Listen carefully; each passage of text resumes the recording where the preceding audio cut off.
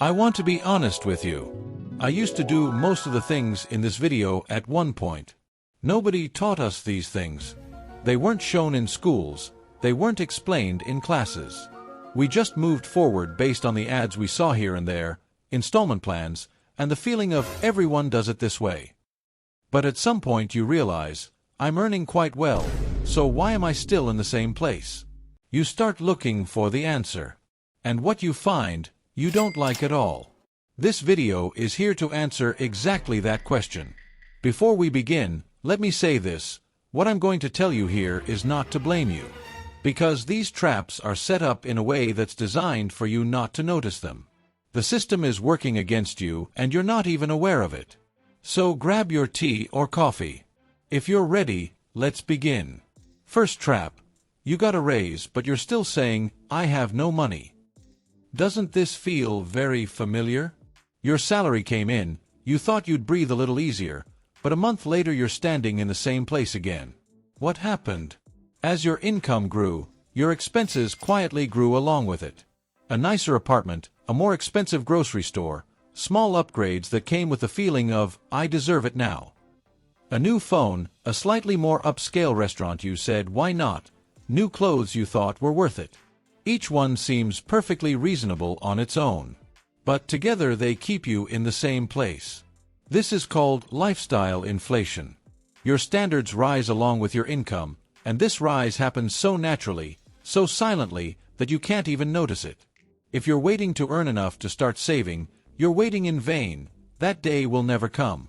Because your lifestyle will always catch up to your income. Earning more doesn't set you free. Rather, the gap between what you earn and what you spend sets you free. If that gap is zero, no matter what your salary is, you're always in the same place. Second trap. You're always paying car installments but you never really own a car. This scene happens at the dealership. Your current car is fine, but look, you'll pay this much less per month, they say. It sounds very logical. You sign. But what's happening in the background? The old loan gets added to the new loan. The term stretches from 5 years to 7 years. The monthly payment goes down, but your total payment increases significantly. 3 years later the same game starts again. Another trade-in, another low payment. After a while your car becomes worth less than you, but the debt keeps going as if it never decreased. In the industry they call this going upside down, meaning you owe more than your car is worth. So what does someone who figures this out do? They buy a car, patiently finish the payments, then drive for free for years. You, on the other hand, are always paying, always new, but never truly yours. You're actually renting a vehicle with lower payments. You just don't realize it. Third trap. You think, I'm paying the minimum, I'm managing. You have $2,000 in debt on your statement. It says the minimum payment is $50. You say, no problem, I can pay that, and move on. It feels manageable, even comfortable and safe. But did you know? Most of that $50 goes directly to interest. Maybe only $10 actually goes toward the real debt. The next month, interest is charged again on the full balance. The balance barely changes. At this rate, paying off $2,000 in debt could take more than 10 years and you'll end up paying double. And this is even true if you never use the card again. But unfortunately, most of us keep using it as if nothing happened. The bank very carefully designs the feeling of, you can manage this, you can handle it. That's why it keeps the minimum payment low. Not to free you from debt, but to keep you in it constantly. Every month it transfers your future money to itself, little by little. And you're not even aware of it. Fourth trap. You bought a house but you're still not free. The bank says, congratulations, you've qualified for this much credit. This makes you feel good. It even gives you a sense of pride. Then you use the credit. Then reality begins knocking at your door one by one. Your loan installments eat up half your income, property taxes hit, insurance comes in higher than expected. In July the air conditioning breaks, the roof starts leaking somewhere, the garden needs maintenance. But the bank only calculated the installment. It didn't account for any of the troubles that come along with the house. Your vacations disappear. Savings stop. Even a small breakdown starts turning into a crisis because you've left no room in the budget. In a house that was supposed to represent success, you end up working just to keep the lights on. The bank approved the maximum you could pay, not the maximum you should pay. So think very carefully before taking out that loan. For 30 years it will be you living inside these numbers, not the bank. Fifth trap. You think small expenses don't count. Delivery fee. Subscriptions. Express shipping. Platforms you barely watch. Your gym membership. Apps you don't use. Even the vegetables you bought for the premium package thinking you'd eat them but didn't. Looking at each one individually, they seem harmless. You say, how much can it be? But do this calculation. How many of these small expenses are there? Add them all up and multiply by 12. Between $4,000 and $6,000 a year is flying away from just this pile you've been dismissing as unimportant. When you look at it from a distance, it's like a leak nobody notices, causing you to lose money little by little. If you can put a stop to these expenses that seem simple but harmless, that money could pay off debt, build savings, or go towards something you actually value. Convenience isn't the enemy, but if you make it a habit, the bill comes for a lifetime. Sixth trap. You're going into debt to look good in front of others. A coworker bought something new. The neighbor renovated their kitchen. A friend's vacation photos hit social media. Suddenly your own life feels smaller, more ordinary, more plain, and a voice inside says, "Oh no, I've fallen behind, I need to catch up right now." Out comes the credit card. Things are bought to show off taste, places are visited that need to be visited, vacations are taken that need to be shared. But know this, that coworker might be drowning in installments. Maybe that friend spread the vacation cost across a credit card to be able to go. Who knows, maybe the neighbor's kitchen debt is still ongoing. Everyone is playing a role, everyone from a distance thinks the other person's life is real. So in short, you think you're buying status, but you're actually buying temporary approval from people who won't even remember you.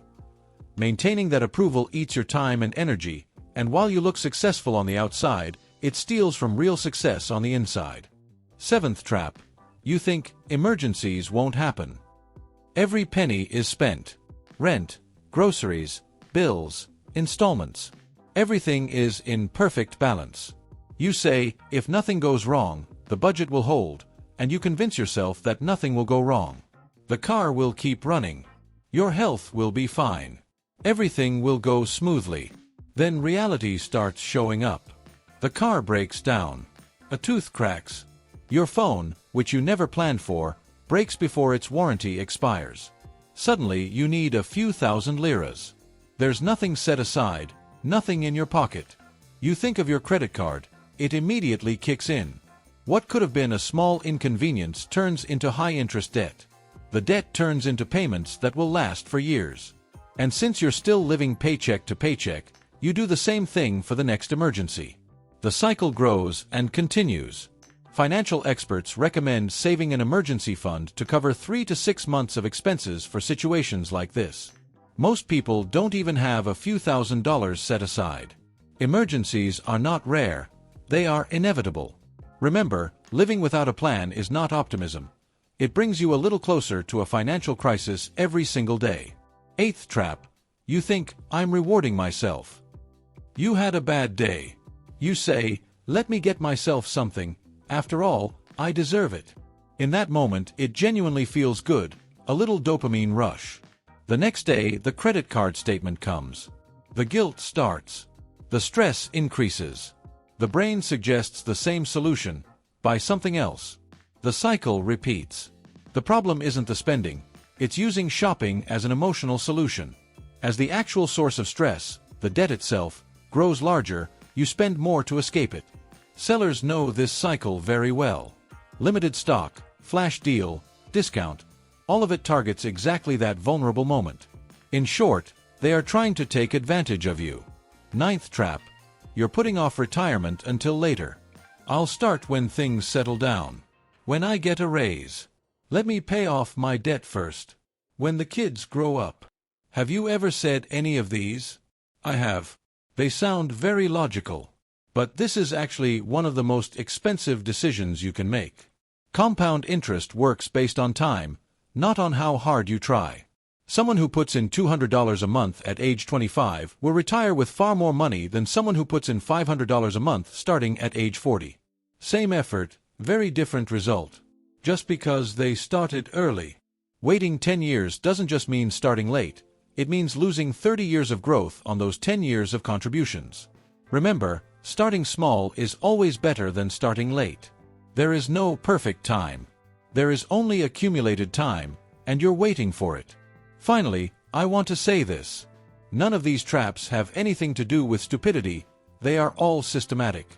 Ads, banks, sellers, they're all pulling in the same direction. Social media fuels our urge to compare. The installment system makes spending easy. Minimum payments make debt invisible.